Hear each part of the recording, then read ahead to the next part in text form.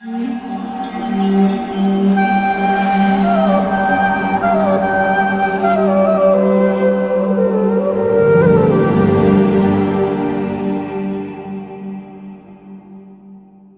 everyone, welcome back to our talk show today. Well, as usual, every time we speak about some spiritual topics in our show, and we speak it by a conventional way of directly going to the spiritual topics and understanding the views by a old traditional perception. But today, we have something unique and something new for you guys. Today, the speaker in our studio will be presenting a whole new dimension about spirituality by something which is always with us, which always stays with us, which always helps us to connect with people, a mobile phone. So today we have with us Chaitanya Charan who is going to tell us about spirituality with the terms of mobile. So before we start our conversation, I would just like to introduce Chaitanya Charan.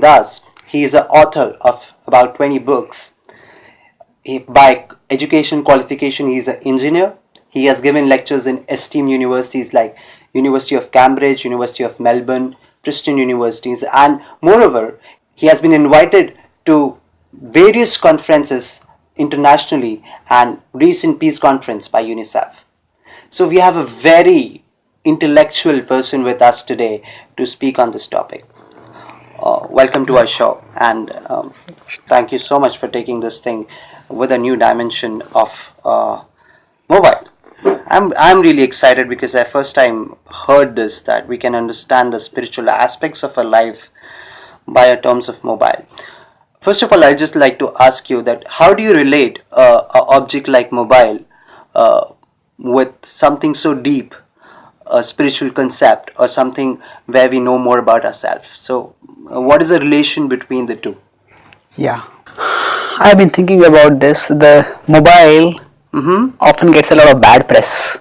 Okay. Especially in spiritual circles. People say mass distraction. And it is true to some extent. Okay. But I'm primarily a student of the Bhagavad-gita. And the Bhagavad-gita's approach to although the Bhagavad-gita is a spiritual book, its approach to the world is very positive. Okay. As a principle in the 10th chapter, 44th verse, Krishna says that everything attractive in this world manifests a spark of my attractiveness. Everything attractive in the world. So it manifests a spark of God's attractiveness. Okay. So this is we look at the attractive things of this world, we say, oh, will this distract you from reality? That's one way. The Gita acknowledges that way, but the Gita offers another way also. So based on that, I've been thinking, how could we look at a mobile more positively? Okay. And the basic metaphor that I'll use, the topic will be what your mobile can teach you about your mind. Okay. So the mobile is basically a computer. And any computer system has 3 levels in its operation. There is the hardware, the software, and the user. Of course. So now the Bhagavad-gita offers a 3-level vision of the human person. We are not just our physical bodies. There is the body, there is the mind, and there is the soul. So you are relating hardware with the body, Yeah. a mind with the software, Yeah. and the user with the soul. Yes. That's amazing. Yeah. So now, if you consider the mind, the software is, in a sense, physically intangible. I cannot carry the software literally. I can carry a CD which contains the software. I can carry a pen drive. But the software is intangible in a physical sense. Okay. But the software is a vital via medium for us to access the hardware. Suppose we got a very sophisticated computer as a gift, but it had no software on it. Okay. The hardware itself would be of no use for us. And suppose if a person's computer has a software problem, has a software problem, but they keep replacing the hardware. There's no image coming on the screen, so replace the monitor, replace the keyboard. and you may get the most expensive, the best quality hardware in the world. But the problem in the software, improving the hardware will not solve the issue. Of course. So similarly, in today's society, we have a phenomenal level of progress at the physical level. That's the hardware. That is the hardware. But at the mental level, people are dissatisfied. Martin Luther King said almost 50 years ago, he says, we have guided missiles and misguided men. Our technological power, our scientific power has outrun our spiritual power. Yeah. So we have worked phenomenally at the level of the body, but at the level of the mind, we are disturbed. I often say that we are today comfortably miserable. Comfortably miserable. Yeah, at the physical level we are comfortable, we are in an AC room, comfortable. But at the mental level we are stressed, we are distressed, we are miserable. That's really an amazing point. Comfortably miserable, and I personally realize that yes, that's really a very shrewd truth point. That nowadays actually we are very comfortably miserable. I mean, amazing. Yeah, so now to help us understand the need for giving due attention to the mind, I use a software example in a mobile. Okay. I may get the most expensive mobile in the world, but if my software is corrupted, I cannot use the mobile. Okay. Like that, if we don't give due attention for taking care of our mind, Okay. we will not be able to function effectively. So that's the first point of correlation. Just as we give due attention to the software in order to function with the mobile, we need to give due attention to the mind. Okay. Understanding the mind like as a software with default settings helps us understand that everything inside me is not It's me. not me. Everything inside me is not me. So imagine the same person who overate a lot. If somebody else had asked that person, come on, let's binge. He says, no, I have a resolution, I won't binge. But when the same idea comes from inside, the person does it. Of course. So what happens, whatever is inside us, we unwittingly accept it as our idea. But awareness means to know that there can be stuff inside me which is not me, which is not my desire, which is not my inclination. So I often put this as look at the mind before you look with the mind. Look at the mind before you look with the mind. I'll explain what this means. Oh, wow. Two examples. First is, say a mother is driving a car and she has a baby, she has a small child with her. And this child says, Mommy, look at that. Mommy, see that. Mommy, can you go there? Mommy, can you do this? Now, if the mother starts looking everywhere, she won't be able to drive the car. Concentrate on the car. She'll have an accident, she'll not be able to move anywhere. Yeah. So our mind is like that child. We are meant to be like the intelligent mother. Now, intelligent mother, she comes to know just by the tone of the voice of the child is just being frivolous or the child is being serious. Of course. And then when the child says, oh, look at that, the mother will look at the child first. Is the child serious? It's just frivolous. And then she will decide whether to look over there or not. Look to the mind. Look at the mind, before you look with the mind. With the mind means looking where the mind is looking. Amazing. So to give another example from the mobile point of view for this, if you consider WhatsApp, if we get a message on WhatsApp with a link in it, it's not that as every link that we get on WhatsApp, we'll click it and we'll see it. Of course. Why not? What do? Whenever we get a link, we also look at the sender of the link and we think, what kind of message does this person send? If this person sends a lot of spam messages, then we may say just neglect. We analyze that who is the sender and Yeah, what can be the authenticity or credibility of that. Value, credibility, utility, relevance. So we don't just click on the link, we think about the sender, and based on our understanding of the sender's nature, we decide whether to click on it or not. Yes. Similarly, there are many ideas which will pop up in the mind. But if you understand that the mind is like the software of a machine, of a mobile, which will have many promptings coming up on its own. then we can decide which promptings to attend to, which promptings to not attend to. Okay, that's really great. So that brings me to a point to understand that how can we actually make that decision and differentiate that what is coming to us is beneficial for us or not, and moreover it's from our mind, it's from our agitated mind and from the mind which we should not follow. The decision, I heard somewhere, the first way to control your mind is to learn how not to listen to it. I heard this line somewhere. So how do we do that? I mean, because I heard somewhere, even somewhere in Bhagavad-gita, Arjuna also says something like this to Krishna, that it's very difficult to control the mind. Yeah.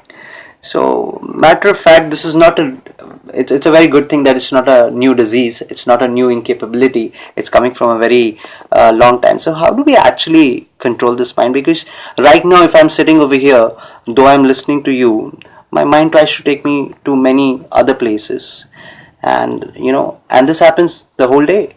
So how a person actually controls his mind to actually focus, to actually do what he's supposed to do, and what is beneficial for him, and not do what actually mind is trying to tell you to do, which is eventually not beneficial for you. So how do we do that? So two main things, propinquity and spirituality. Okay. So what is propinquity? Propinquity is actually a field in psychology which studies the effect of distance and time on behavior. That's a technical explanation. Simple explanation is, suppose you're going to a hotel. Okay. You're passing by a hotel and it has some food which you like very much, but which is also very fatty. Now if you are, while passing by the hotel, if you see that the hotel is practically empty, then you will just, even before you realize, you'll go into the hotel, go and get a takeaway and move on. And you're munching on by the time before you even become aware, I should not be eating this. But if you are passing by the hotel and you see that, oh, there's a long queue, I'll have to wait half an hour to get to this food, forget it. So the mind has a tendency to choose the path of least resistance. Least resistance. Least resistance. Okay. It will take the easy way out. So if we make the unwanted thing easily available, the mind will take us towards that.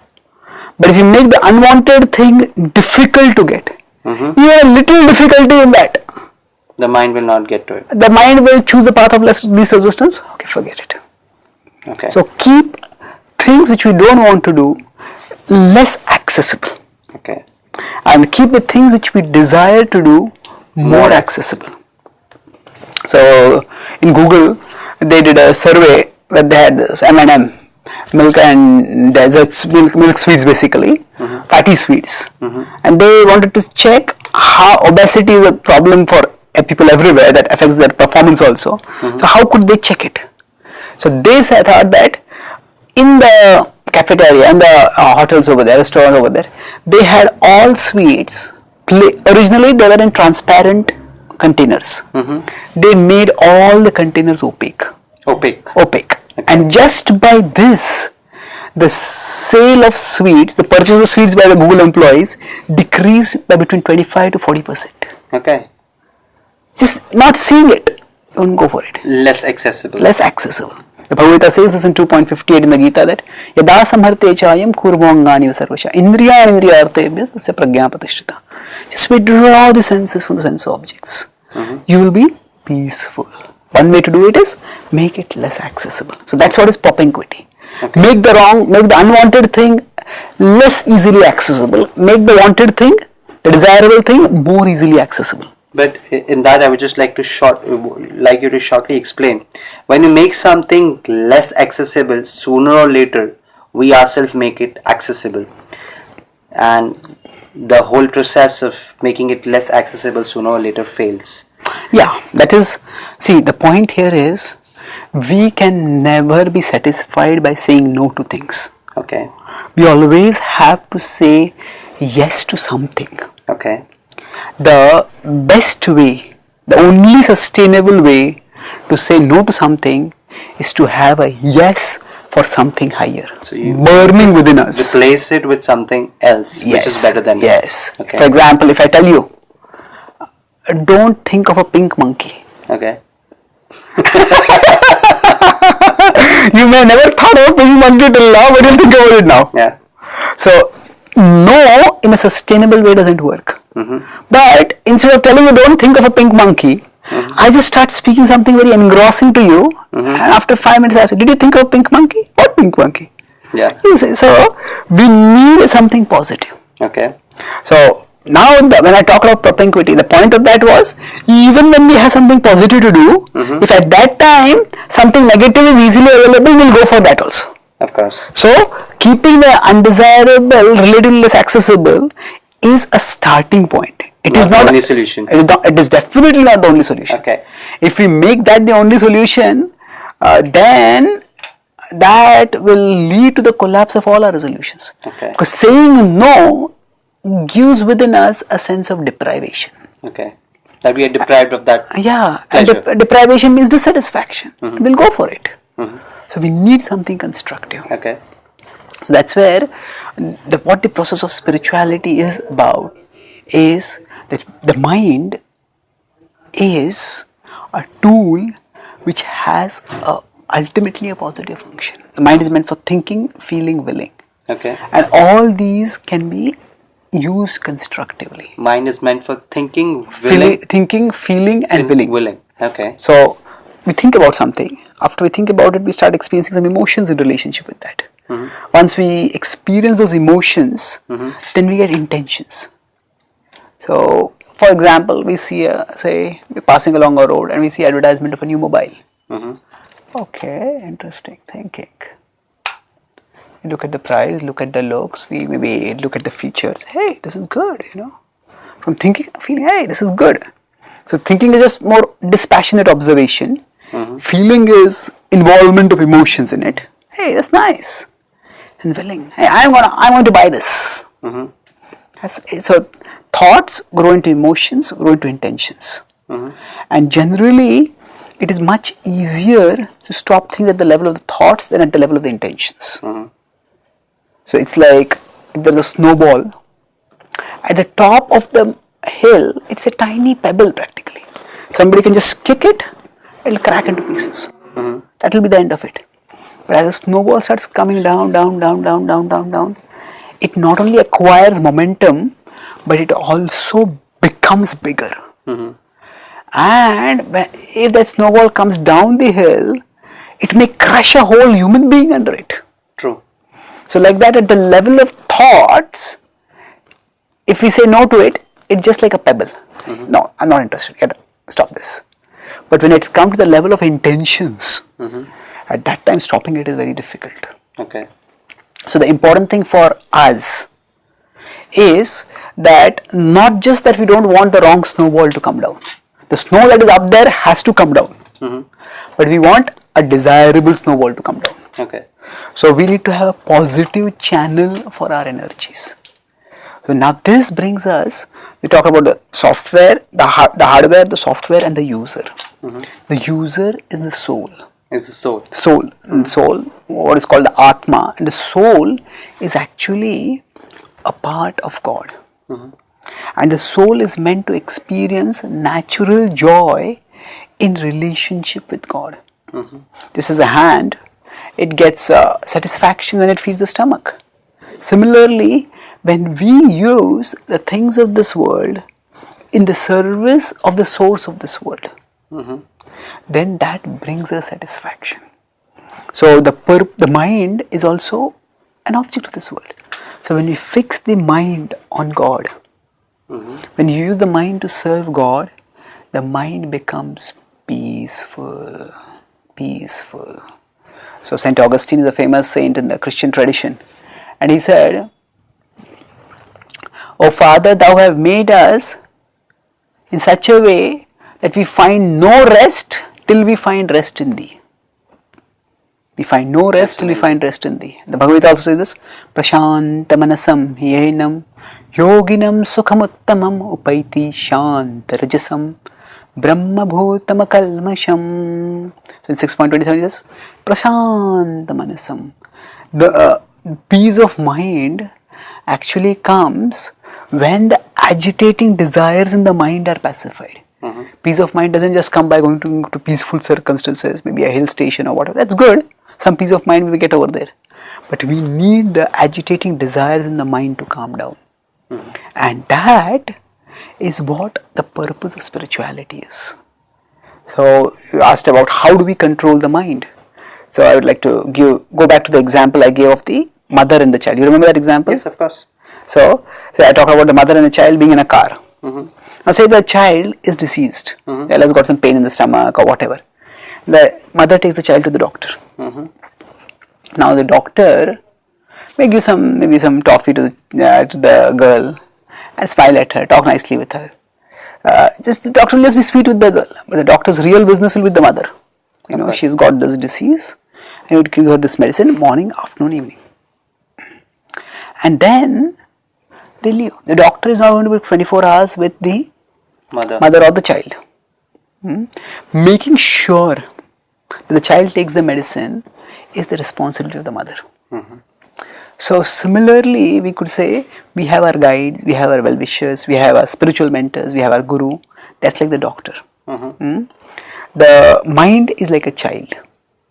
The mind is restless. If we want it to rest, the medicine is yoga.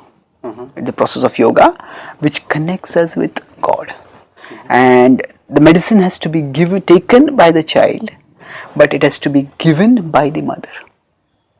So the mother is our intelligence. To the extent our intelligence is alert, to the extent our intelligence is functional, to that extent the mind, we will make the mind amenable. If the mother becomes sentimental, the child says, no, I don't want this medicine. The mother says, okay, you don't want, okay, don't take it. I don't want you to feel bad. Yeah, the mother doesn't want the child to feel bad, that's good. But the way the child will stop feeling bad is by taking the medicine. Of course. So similarly, while practicing spirituality, the mind may say, no, I don't want to do this. But our intelligence has to be strong. So this is where, going back to the phone metaphor,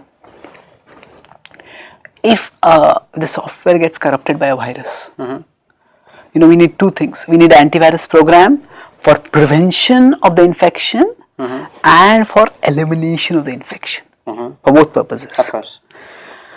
So the practice of yoga, especially bhakti yoga, serves both these purposes. Prevention and elimination. Prevention and elimination.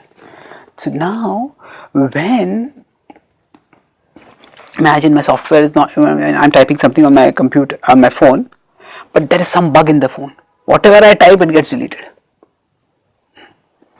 And so you come and tell me, there's a bug in your machine. We need to fix it. Hey, don't waste my time, I'm busy. I keep typing. And it's getting deleted. You'll say, no, but it's not working. Don't disturb me, I'm busy. Say, but your time is getting wasted. If I say, no, you're a pessimist, I won't believe you. It's not pessimism, isn't it? Practicality. It's practical reality. Yeah. So, the mind, all our minds are actually right now having different degrees of corruption, different degrees of infection by various negative desires, negative tendencies, negative conditionings. And because of that, our energy gets dissipated. Now, all of us have observed sometimes that at the end of a hard day's work, we feel tired. Yes. But sometimes, if we're disturbed about something, we're irritated about something, even through half the day or just 1/3 of the day, we just feel tired. We feel really exhausted. Yeah. And that tiredness is not so much physical tiredness as mental tiredness. We're just fed up of things. Yes. So, many times people sleep not because they're physically tired, but because they're fed up. Mentally tired. Yeah, so you just want to forget the world. Sleep is a way to escape from the world, not a rest for the body. So this mental tiredness happens because the software of the mind is misdirected. And when it is misdirected, then we function asynchronously.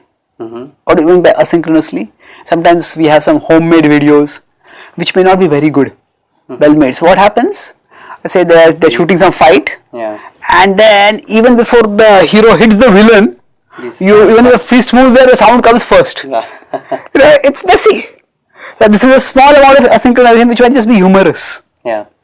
But if there's complete async, that means you are having the audio of something, the video is of 10 minutes later, and the audio is of 10 minutes earlier, and you have to watch that show. You get fed up. How do you make sense of it? So when our mind is uncontrolled, our life becomes a show like that. So we are in the present, but our mind is in the past or it is in the future. Correct. So we means I said body is here, the mind is somewhere here, and then the soul. What do? Do I do this or do I do that? So a viewer who has to watching a movie where on the phone where the audio and video are out of sync will get fed up. Correct. Just similarly, when the mind is uncontrolled, the mind goes out of sync with the body, and then we as the person just get tired. I'm thinking about this, I'm trying to do this, neither this works nor am I doing anything about that. So at such times, the more I work, if my mind is elsewhere, the more I make a mess of the work. The more unsync we are with the reality. More we become, not only are we unsync with the reality, but we make the reality also a mess, further mess. Correct. So two things happen.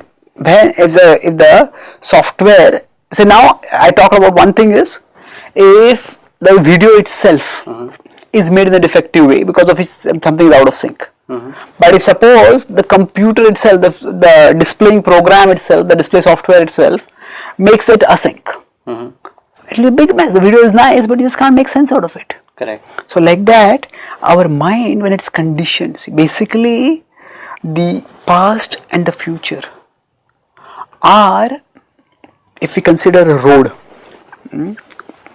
it's a narrow road which you're walking along. One side is a ditch, another side is a ditch. You have to walk. If you want to move forward, you have to walk on the road. So like that, that road is the present. On one side, the ditch is the past. The other side, the ditch is the future. Now, this doesn't mean that we should not learn from the past or not prepare for the future. But when the mind is in control of us, the mind just makes us waste our time. Worrying about the future, fretting about the past. And in this way, when we are out of sync, we get exhausted. So at such times, correcting the setting is extremely important. And that correcting the setting is like the child taking the medicine. The mother has to make sure the child takes the medicine. Like that, our intelligence has to be alert. So intelligence must give the medicine to the mind. Yes. That is the bhakti yoga or the yoga by which we can. Exactly. Without that, we may work a lot. But we'll always be in unsync. The unsync way will be, at the best, will be underutilizing our abilities. That's really great. That brings down to our conclusion of this talk, wherein we realize that yes, we are having a virus in our software which is actually eventually affecting our hardware also, and we are just trying to give more importance to our hardware. And as he rightly said, that we need to bring our past, present and future in sync so that we as a soul, or we as what we are, can see it properly. So thank you so much for this enlightening talk. So thank you so much for watching us. Next time we'll come back with some more enlightening talks and some more enhanced views about spirituality and mind. Thank you so much.